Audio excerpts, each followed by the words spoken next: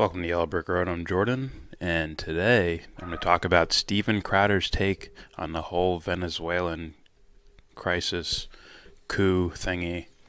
But first, please consider donating to Devon's Journey to Recovery. The link is in the description box, and the website is in the intro to this video. Please donate. GoFundMe account right down there. Click that shit. Alright. So Steven Crowder, not too long ago, came out with a video titled Top 5 Lessons from Venezuela's Socialism. Now, this is going to be Crowder giving no nuance, no description on the true scenario going on there. He's basically going to be a mouthpiece for the State Department, for Mike Pompeo and John Bolton. And what he's going to do is he's going to not mention any of the other things going on and stick straight with socialism. Sort of like Stefan Molyneux. So, here we go. Steven Crowder's top 5. This is going to be trash bags. Here we go. Top 5 lessons learned from Venezuela. Let me ask you this. What have you learned most from the story unfolding in Venezuela? Everyone's been talking about Barr. This has been a little lost in the shuffle. Yeah. Nothing surprising. No. Right, For real journalists, this is not lost in the shuffle. They've been talking about this. And in fact, they've been ignoring the Barr thing because Mueller already released the entire, Barr released the entire fucking report. So there's no real reason to focus on Barr unless you're a hack, and Crowder is indeed a hack. Exactly. They've really taught us a lot. So obviously they've reached a boiling point, right? Yeah. The citizens have been staging massive demonstrations against the dictator Maduro. And by the way, how do you pronounce the name of the legitimate president? It's Guaido, but there hasn't been mass There's been a lot of people definitely standing up with Guaido, but I'm thinking it's more from the we have more money than you class of people. Also, it's not the majority. Nowhere near the majority. But Crowder's going off the talking points of the State Department. Oh gosh, I don't know. Well, I know. Is Trump. it we'll just say Juan. His last name is very hard for me to pronounce properly. Juan. President Juan Guaido? I don't know. Not gonna work here. But anyway, there have been demonstrations going on, obviously against dictator Maduro, who is not recognized. So Juan, the other guy. So when he says dictator, he means someone who won't bend to the will of the American government. Also, when he says the true president or the real president, he's also lying in those regards too. He's just parroting the State Department. Guy recognized as the interim president by both the United States, this is important to note, and other nations. Actually, I think do we have a clip and a freeze here to show it? When he says Guaido is recognized by the United States and other nations, it's not recognized that way in Venezuela. So you're basically saying the world is telling Venezuela who their president should be, and that makes absolutely no sense. Imagine that happening here.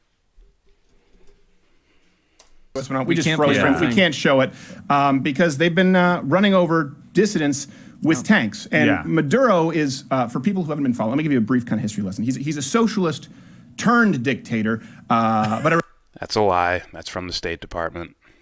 Just remember that. Also remember how many times he's going to bring up tanks. Just one incident of this one video of a tank running over someone. Pay attention to how many times he says that. It's called scaring people into buying his narrative. And it's not even his narrative. It's his boss's narrative. I repeat myself. Is that better? Slaughtering civilians. And this is what's so important. People say, well, no, this is an example of pure socialism, okay? Yeah. The most tragic thing here is that it is entirely predictable. This isn't the first time this kind of a government has run people over with tanks. No. And before you say that it's not true socialism, let me walk you through the top lessons we've learned. So this would be, I would consider this a straw man because he's taking the position of, well, the Bernie supporters and the left-wing journalists are going to say this isn't real socialism. That's why it's not working. Like, no, That's not the reasons they're coming up with. That's not. So that's basically a straw man, so he doesn't have to argue the actual points, the actual geopolitical moves being made in Venezuela.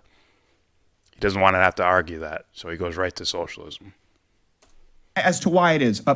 Lesson number 5, by the way, is that Democratic Socialists are going to hate lessons 4 through 1. Hit the notification bell, and the bookmark the page, join up at Mug Club, by the way, because we're hitting everything's demonetized. There's a reason why they call it democratic socialism and not just socialism. Just adding that in there. Now, of course, subscribe on iTunes. So the 4th lesson that I think is most important here is that socialism doesn't work. And I know this is a lot of people say, well, this isn't. No, hold on a second. We're not talking about places like Venezuela. Actually, do you know how I know you? Bernie Sanders and celebrities have long praised Venezuela and other South American socialist countries. What they did it when their economies seemed to work. Way back in, 1961, they invaded Cuba. And everybody was totally convinced that Castro was the worst guy in the world, that all the Cuban people were going to rise up in rebellion against Fidel Castro. They had forgotten that he educated their kids, gave them health care, totally transformed the society. You know, it's funny, sometimes American journalists talk about how bad a country is because people are lining up for food. That's a good thing. In other countries, people don't line up for food. But the rich there's get a the food difference. and the poor starve to death. He doesn't his view is skewed because there's no lineup in the prune juice aisle. By the way, when people argue that it's not real, do you know how I know that it's not true? Still today, okay? Bernie still has an article on his website today, right now, that claims Venezuelans are living the American dream better than those in the United States. Today, right now, and I guarantee you, after this show, they'll probably wait 2 weeks until this blows over and then remove it, and then you can time machine go back to today, right now, this Thursday. What's the date? Okay. You can take the most pristine capitalist country in the world.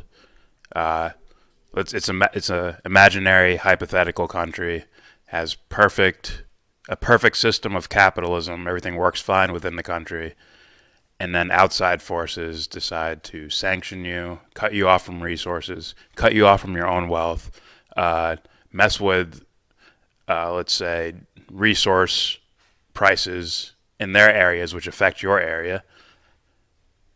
Imagine that happening. Then it's not the system's not going to work, right?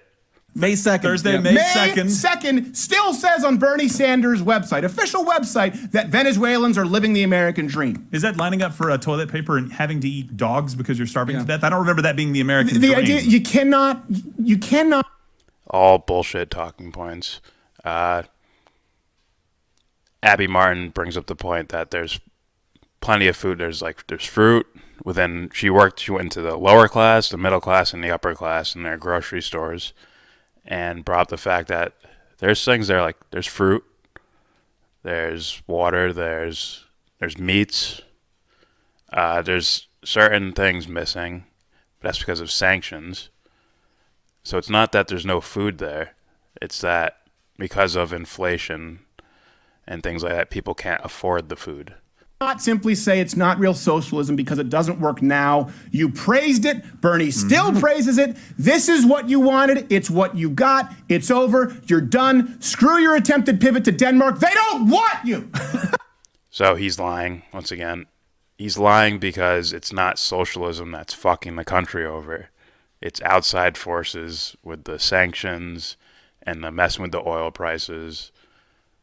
Now, I'm not saying that they would be a perfect country if they were left alone, but I think that country Venezuela would have pivoted towards financing other things rather than just relying on their oil.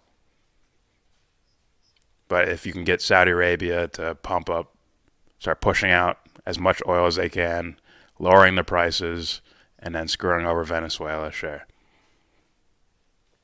But even with that scenario, I think if you don't have the U.S. sanctions, which have been there for years, if you don't have those U.S. sanctions, the country would be would look more like what we had with our recession. My opinion, I don't actually know. Just saying. It wouldn't be whatever these guys call it, a crisis. Maduro was elected. Yeah. And if you say it was a special election because Chavez died, fine. So did Chavez was elected. So he calls him a dictator, and he called him elected in the same time. You asked for this. The scales were tipped a little bit by endorsements from one Jeff Spicoli and Bernie Sanders. Still pretty fair and free. Yes. Sorry, leftists, you can't blame this on corrupt leaders. No. When your system, this is what the system. How are you calling him a fucking dictator then? That doesn't make any fucking sense. It was fair and free, yet he's a dictator. And this other guy's the rightful ruler of Venezuela. He's the rightful president. Yet they had fair and free elections. The fuck is this guy talking about? He'll do anything to sell you something. System of socialism is what grants them unbridled power in the first place. Exactly. The fact that a socialist turns into a dictator because you created the sole environment where he can become an all-powerful dictator is your fault. Yes. And we already did a video debunking John Oliver's lies, specifically on Venezuela, why it failed. You can watch it on the channel. Empire Files has a better video, but theirs gets age restricted. But it's a better video than this dipshit. But let me give you kind of a brief summary for people who don't understand. They try and say, well, it's about the economy. No, okay. Venezuela, most oil-rich country in the world, one of them, more so than Saudi Arabia. A lot of people don't know this. Yeah. Chavez reserves. Had the state run the oil industry instead of investing it back into the oil industry, investing profits or back. in the economy to grow other sectors. They used it to pay for a ton of socialist programs. That's why people liked them for a while, creating a bubble that burst when the oil market didn't do that well. So when people say it's all about oil, no. What was a road bump for the capitalist economy? So I'll give him points for that. They could have invested into other things. Some are saying, like Nico House, he's saying that they were sort of stopped from investing into these other areas. But nonetheless, they should have invested, agriculture, things like that. Economies was an absolute disaster for Venezuela. And so before these protests, this is what's important to note. Right now, you see them being run over with tanks and shot by their government. It seems severe. But before this... Remember how many times he mentioned tanks? Also, who shot who? Who was getting shot? Who had rubber bullets? Who had live ammunition? But I haven't heard any reports of people getting shot within this recent coup attempt. They were starving. They were digging through trash for food. Yeah. Freddy Mata says it is the only way he can eat. No. At least we have not died of hunger. While he dislikes having to do this, he says he finds food that is edible. So that's from VOA, Voice of America. They're a U.S. government-funded international multimedia agency which serves as the United States federal government's official institution for non-military external broadcasting. It is the largest U.S. international broadcaster. That's from Wikipedia. So I don't trust them, personally. That's just me personally. I don't trust them. But Crowder, since he's already using the U.S. State Department's talking points, he might as well use the U.S. State Department's media as well. Like I said, Abby Martin said there's fruit, there's food, there's meats in their supermarkets, lower class all the way up to upper class. It's about paying for it. And that brings in inflation and hyperinflation, which is what ultimately happened, which I should get into at a certain point. Socialism doesn't just kill people by running them down with tanks. It starves them first. He keeps mentioning tanks as well. Third one here this is important, and I don't want to be simplistic, so let me back this up. You're already too fucking simplistic. You showed one video of a guy holding food in his hand from a garbage can. You said, you can't help, socialism, it starts with starvation. See? Here's a guy in a field or on the street with, rotting meat in his hand. So you already been simplistic. You're already repeating Mike Pompeo and John Bolton and Donald Trump. Gun rights are necessary for a free society. Essential. So here you can see someone on MSNBC actually admitting that Venezuelans are completely powerless because they don't have gun rights. You have to understand in Venezuela, gun ownership is not something that is open to everybody. So if the military have the guns, Why does that matter? they have the power. And as long as Nicolas Maduro controls the military, he controls the country. Yeah, MSNBC is already pro-regime change. Joe Biden is already pro-regime change in Venezuela. They're already for that thing. So Crowder's going to use this as an opportunity. He's going to use the other team of hacks, right? The opposite team of hacks as a way to get through talking points, right? Socialism is evil. Guns are great. He doesn't have much here. He doesn't have much. He's trying to, I don't know what the fuck he's trying. I think he's trying to make it seem like he made some nuanced, super intelligent, super detailed argument, but he's not. And when he doesn't, he'll probably rely on the fact that, like, oh, I'm a comedian. There's other guys that do this. They're not doing it because they can't do it. Because as soon as you start going into detail on all the events that have happened, you're fucked. And real journalists are going to counter you. Crowder has a nice little bubble where real journalists will not counter him because they don't give a shit about what he's saying. Because they know what he's about. They know his talking points. And they're like, oh, this is bullshit. Why debunk Crowder when I can debunk Donald Trump? Why debunk Crowder when I can debunk John Bolton? Those are the names that real journalists go after. This guy's just a puppet mouthpiece. Uh-oh, did I just say that out loud? That would never happen here, though. Come on. That would never happen. Of course, his dick riding friends, well, I don't even know if they're friends, let's say coworkers, guys that will repeat what Crowder says because they pay him, because he pays them. Just like Crowder's repeating other people's talking points because they pay him. See the chain of command here? I think. My opinion. I don't know. That one I don't know. That's just intuitive thought. Was that Tucker Carlson in a fat suit? How did that make air? And here's the thing. I know what people are going to say. People have been saying this. How'd they get on the air? You guys are still playing that game of MSNBC is the actual left. It's like, stop it, man. Actual journalists know these guys are shills as much as Crowder is. They just differ on little things. When it comes to regime change, when it comes to war, they're all on the same fucking team. I mean, let's not be twisted about that. Rachel Maddow's ready for going into Venezuela. I think she made a video or on her show or whatever. She talked about she's basically legitimizing John Bolton because of Russia shit. So to act like MSNBC is the opposition to Crowder when it comes to things like this is absolute bullshit. They will both speak up for the State Department, but put a different window dressing on it. It's nonstop on social media. Like it's what they call the reverse nirvana fallacy. I think they call it that in either rhetoric, logic, or philosophy. It's hard to know which is taught in college. I remember I learned about this in college. The idea that well, hold on a second. If they had guns, do you think it would fix the problem here? The government has tanks. Okay, hold on a second. So. This is a non-argument for the scenario. It's a stupid argument for this scenario. He could have went into all these things that, you know what? Here. All right, here's something Crowder could have went into. This is from the Center for Economic and Policy Research. Title of the article: The United States' Hand in Undermining Democracy in Venezuela. Now, you could look at that and say, oh, it's biased. Fair enough, but why not hear the information? Crowder's for sure biased, if you can't tell already.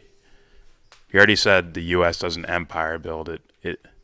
It's not building an empire out here. It's holding up nations. It's nation building, his words. Okay. So the CEPR says, regime change in Venezuela, an ongoing U.S. policy. It's worth noting that Trump's Venezuela policy is mostly a continuation of President Obama's policy toward Venezuela, although the financial embargo and calls for a military coup are particularly outrageous and disdainful for international law and the norms of civilized nations. The Trump sanctions build on an Obama sanctions regime identifying Venezuela as an extraordinary threat to national security. Imagine that. Those guys all the way down there in Venezuela are a national security threat. I wonder why. Might be oil. I don't know. If they have the largest oil reserves and we've been dick riding Saudi Arabia for how long now? I don't know. There might be some financial implications there. Continuing, says around the time that Obama initiated a process of normalizing relations with Cuba, he began targeting assets of various senior officials and individuals associated with the Maduro government. Under Obama, the U.S. government continued Bush-era funding of opposition political organizations in Venezuela and lobbied regional governments again and again to censure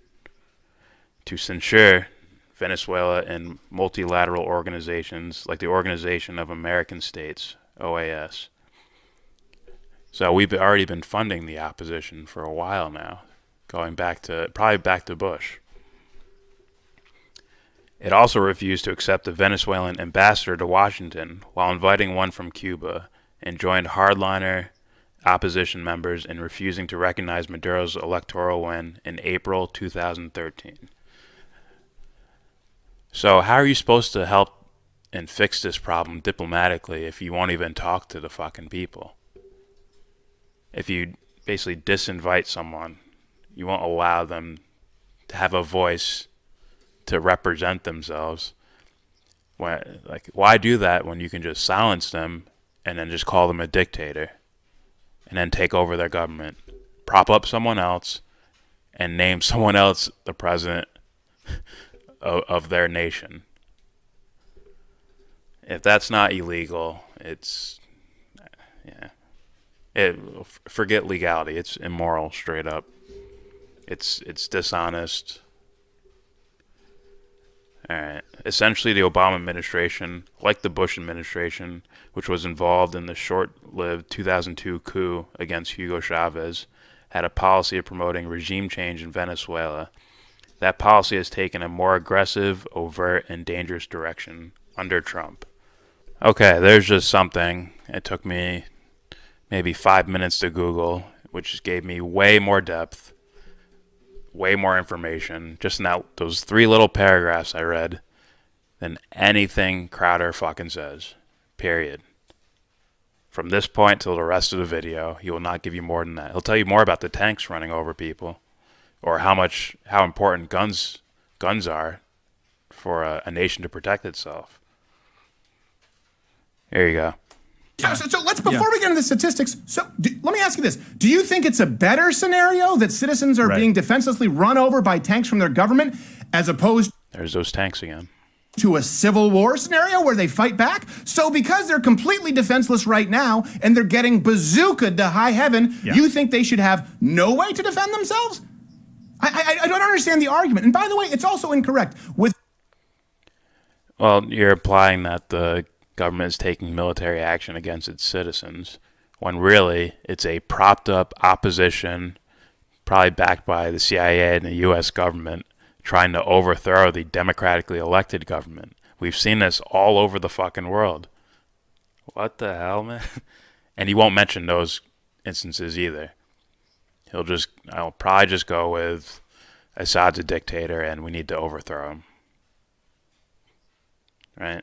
The poor Al Qaeda, they're struggling out there in Syria. Somebody should help them.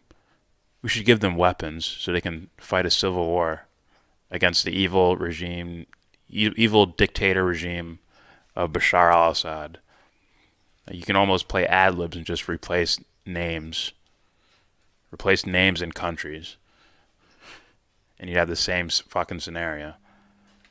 Except in Venezuela, there was nothing got them started, right? Guaido ran in with like 200 to 300 soldiers, I believe, and no effect. Or it had a little effect. It got news coverage because guess what? Your media is pro-regime change as well. Blatantly. You know how they show crowds of Guaido supporters, but not the exponentially larger crowds of Maduro. Here we go. With an unarmed population, Maduro is barely hanging on to power. Yeah. Okay? If you don't. Once again, that's a Pompeo talking point that Maduro he's waning, his power's waning, and he's just about out of there. It's like, nope, this was a failed coup attempt. And if you're more conspiracy-minded, I've heard this, Guaido should be worried because it's take over the country or nothing. There's no other option for the U.S. government. It's take over the country somehow. And if Guaido's not getting support, which he's not really getting, not in a legitimate way, if he's not getting real support, the next option is just to kill the motherfucker.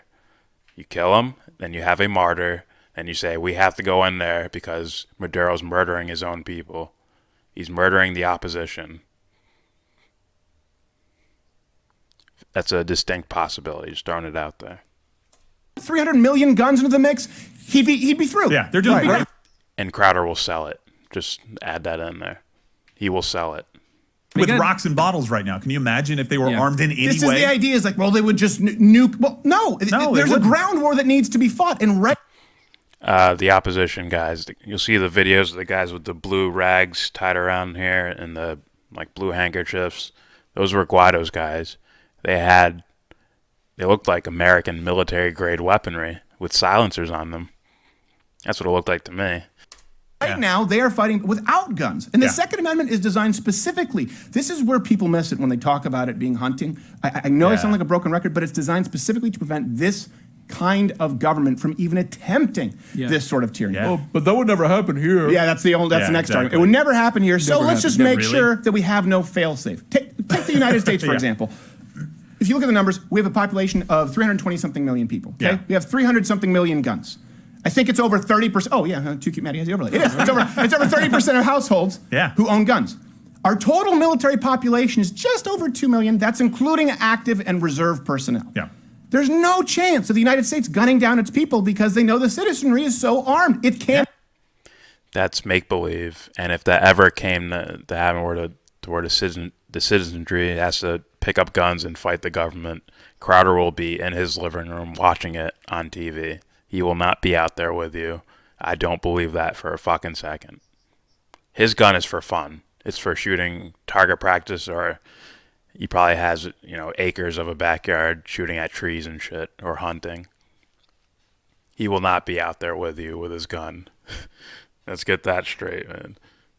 Not happen. And if you think, again, you think that genocide is better in Venezuela than a civil war, I need to hear your argument when you say that guns and the...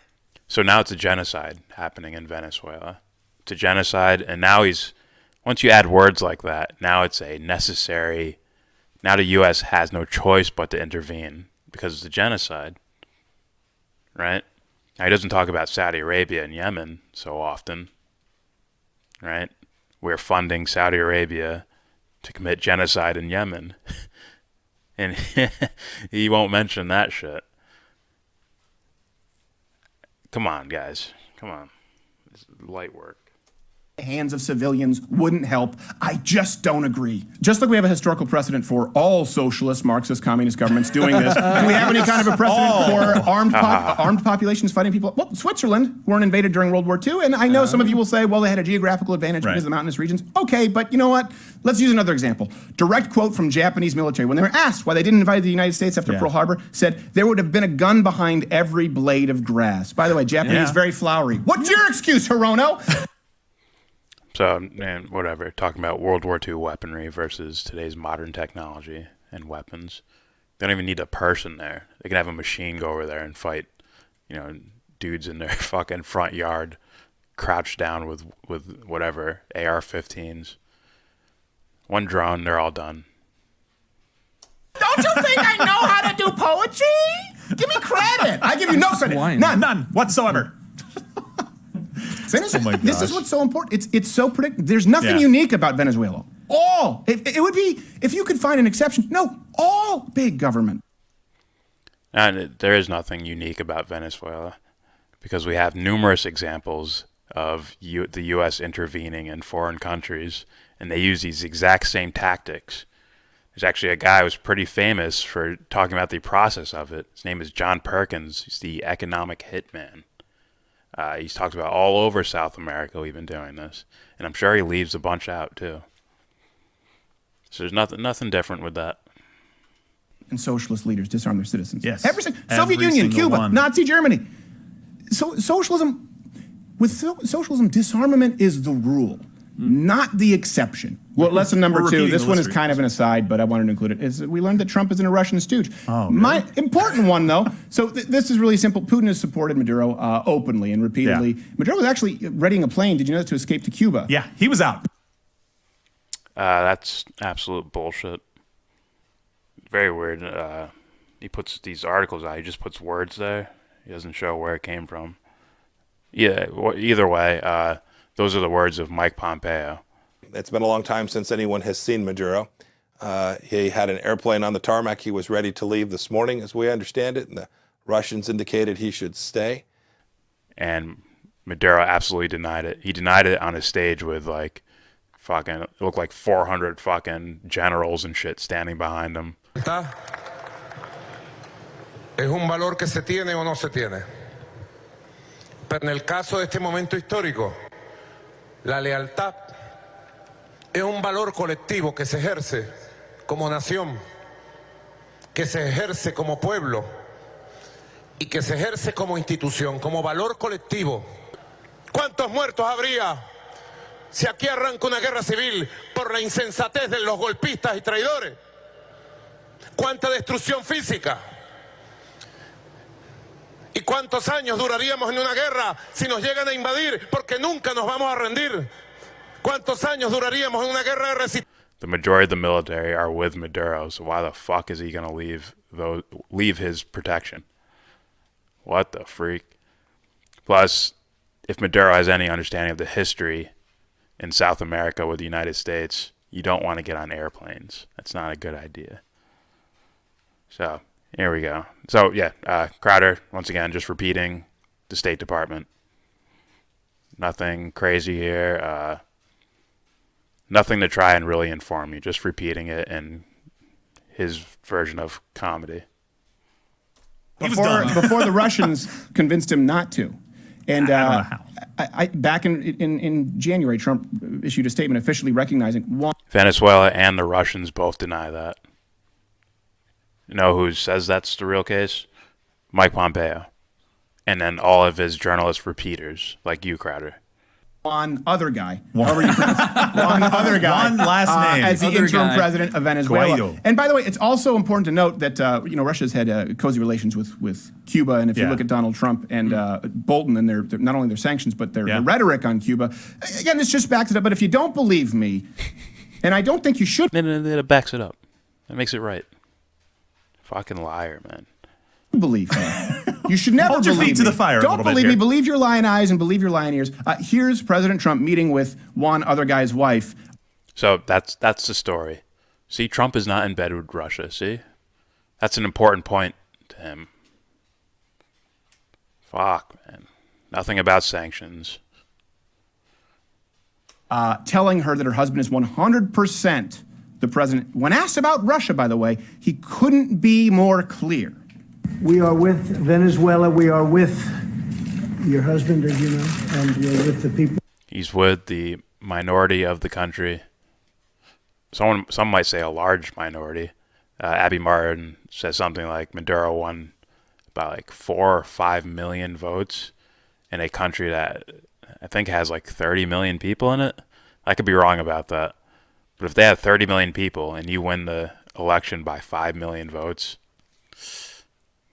and there were people running against him. It was Guaido that opted not to be in that election. It wasn't them saying, you can't run here. We're dictators. You can't run. No, he did not run unopposed. So that's another talking point. All that he represents, which is a big majority of the country. That's a lie. Big majority. I can't substantiate that. My handlers are telling me to say that, so I'm saying it. Mr. President, Here it comes. what sort of complications does the Russian involvement now pose? Russia has to get out. What? All right, what's your next question? Someone's in the Kremlin's pocket. Whoa!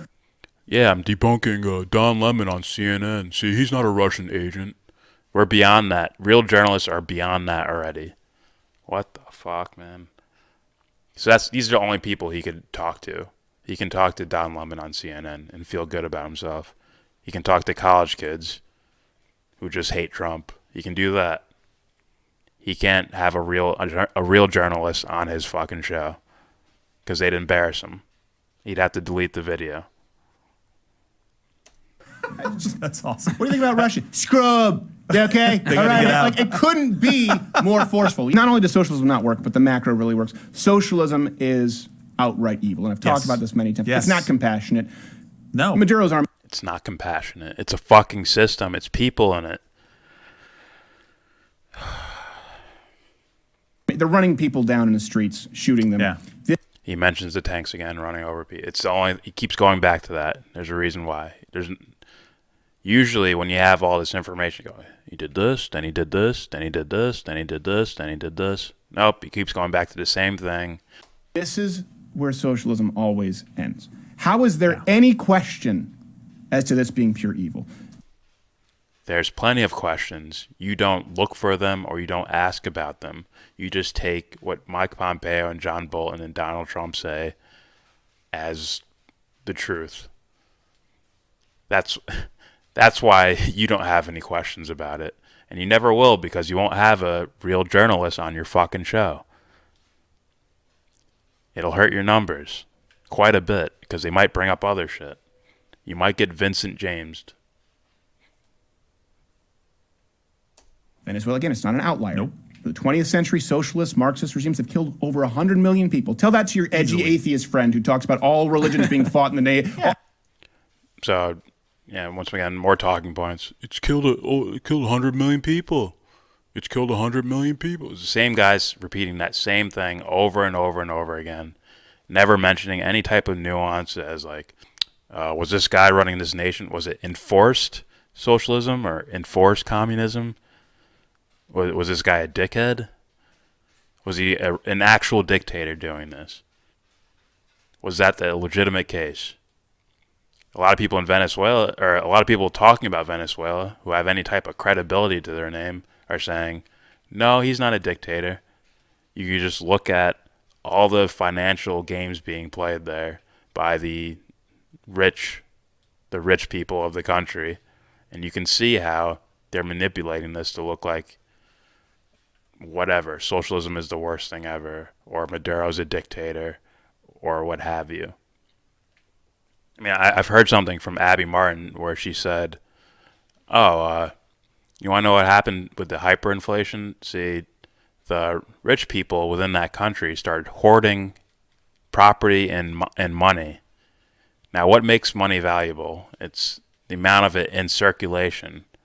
But if let's say I live in the U.S. and I have $100 trillion, but I never spend it. I just put it somewhere. I create my own bank and I leave it there, never spending it. All of a sudden, your government might have to print more money so that you actually have currency inflow, and thus inflation. And then with all the other sanctions going on and all that shit, you have hyperinflation. So, I mean, that's a possibility. Also with goods as well, not just money. Also with goods. Hoarding certain goods so that the rest of the population can't get it. Thus, you can blame socialism. Thus, the U.S. can come in and take apart the country. Thus, you guys can have your corporations back. All wars being fought in the name of religion. Yes. And I don't understand. Please answer me. How is this a surprise to anyone? If only. It's not a surprise if you have the U.S. wanting to take over your shit. That is not a surprise. If the U.S. wants to take over your shit and you're a smaller country, it's like, yeah, this is usually what happens. We've seen it over and over again. Crowder won't tell you that because he doesn't care about you. I'm saying that again. He does not care about you. We had the literal exact comparison of a Marxist out-of-control government running over dissidents with tanks. He mentions the fucking tanks again. In the history books. Is it possible? Somewhere, maybe. You starting to get the picture? And this is what... No. Because you made a horrible fucking argument for this. You made a poor argument for how this is socialism, purely socialism's fault. Because you didn't add in any of the details of the stories that are out there. You didn't go to debunk. If you debunked those and then made this case, I'd be like, okay. But you didn't debunk those. Those claims are absolutely legitimate. Right? If your country's worth $1 billion and you have 500 million in a bank somewhere in the UK, and the US government says you can't get to that, it's not yours anymore. Well, all of a sudden you're half as rich as you were before. That seems like common fucking sense to me. Crowder will not bring that up. He'll say, well, it's because they're socialism. It's socialism. That's why the U.S. cut them off from their own money. You see, it's like a circular argument. It's poor. All right, here we go. This is the issue. We have to go to Senator Rand Paul in a little bit. Socialism, it can only function with an entirely powerless and entirely defenseless society. The two are different things. When I say... So powerless that they voted that guy in. The majority of the country voted that guy in. So they're powerless. They could have voted for someone else. Hey, even Guaido had a chance if he didn't leave the fucking elections. Just mention more tanks, Crowder. Just, I don't know, make a point, mention tanks, and show the video of the tank. Just keep doing that over and over again. That's your best chance here. Otherwise, it's trash. And he is a neocon, by the way. He would do this for whatever Middle Eastern country as well. I'm really curious if he voted for the Iraq War, or if he was pro-Iraq War. I'm sure he was. As in, like, 70+% of the nation was for it. And I'm assuming he's a fuckboy, so he's in there too. Yeah, neocon. Powerless, I mean people who are reliant on the government for their health care, reliant on the government for their education. Reliant on the government for their information. Reliant on the government for their information. Reliant on the government for their... This is what he's doing. Fuck. Reliant on the government for their welfare, for their ability to live. You suck the soul straight from somebody's body. When I talk about defenseless, I'm talking about systematic disarmament, and one, of course, precedes the other. This is one thing, too, that you can't... I think Thomas Sowell talked about this. How about systematic propaganda? You sanction a country to death. You kill 40,000 people in a year, and you say, it's the dictator over there doing it. We're starving people in Yemen through Saudi Arabia. Well, you know, the Taliban's there, and they're much worse. You can't blame the leaders who seize control that you have willingly given to them. At some point... Good point, Crowder. Maybe it was democratic, but guess what? At some point, it's not going... All of that shit he said. Genocide, dictator, and at the end, maybe it was democratic. Maybe it was. Yeah, but all the way at the end of your fucking video, after all the tanks you're talking about, all the people getting shot, which you were basically lying about. To be. Let's not say Bernie Sanders is a Maduro. I don't think he would be. Maybe not the next guy, but it could be the next guy, and the next guy, and the next guy, and you're two. What he's doing now is a Fox News tactic that I remember from back in the day. I believe it was in a documentary called The Corporation, where they were analyzing Fox News headlines, like that Bill O'Reilly, Sean Hannity era of Fox News that blocked the Iraq War and 9/11 and all that shit. And they would do headlines like, is Obama American? What you do is you put a headline with propaganda, but you add a question mark at the end. Is Bernie Sanders the same as Nicolas Maduro? You can say things without saying them. Some people might not even read the article. They'll just look at the headline and run with that.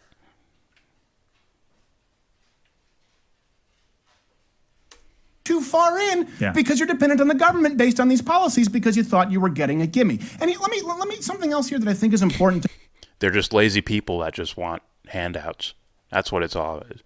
These poor people being treated horribly, say, get this job and slave away for whatever, 50 years of your life, walk away with not much.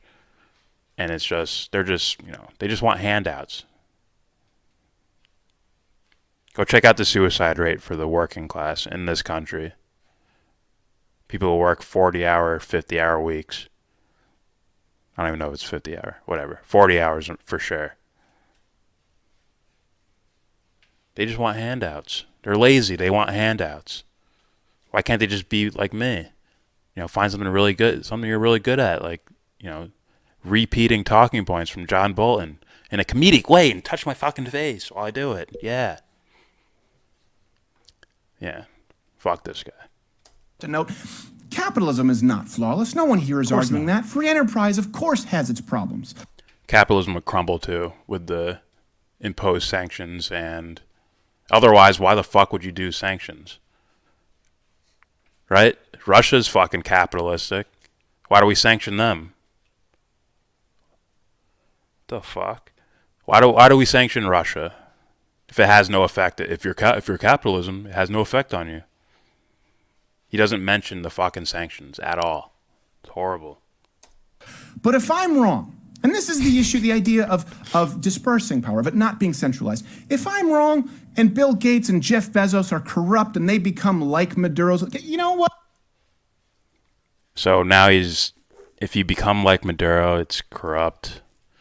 But Jeff Bezos and the Windows guy, Bill Gates, they're flawless. They're flawless at it. They're perfect practitioners of the capitalistic system. Meanwhile, he'll shit on the Washington Post next time around when they mention Russia or something, owned by Jeff Bezos. Also, the Pentagon budget, or the Pentagon connections with Jeff Bezos, Bill Gates, and his phony charity tax write-off shit. Come on, man. But thousands of people lose their jobs. The economy is going to do pretty poorly. Yeah, it'll be catastrophic economically for a lot of people. If you're wrong, people get starved and run over with tanks. So people get starved and run over with tanks. Well, there's the tanks again. Also, still no mention of sanctions at all. I mean, dating back to the Bush administration, sanctions going on. And they were thriving with the sanctions. Enough to send money to poor people in, like, New York and shit like that. That's how much money they were making. They could have did better, but, If you're going to take the lesser of two evils, let me know what you pick. Hey there, if you like to... Now he's going to tell you to buy his stupid fucking mug for $99 a year for a mug and extra propaganda content. Pay for it. Pay for propaganda. Pay for it. All right, that's enough of this fucking guy. This guy's trash. I don't know how or why people defend him. Usually they don't. They just give us a thumbs down and move on with life. I'm just like, oh, okay. You don't have the argument or the will to argue it. So, whatever. Please subscribe if you feel like. Always comment. Please donate. Devon's Journey to Recovery. Link in the description box. Down there. Down there. Click that link. GoFundMe account. Read the story. Open the wallet up. Donate some money. Devon's Journey to Recovery. And with all that said, give this video a thumbs down. Say you wanna get him.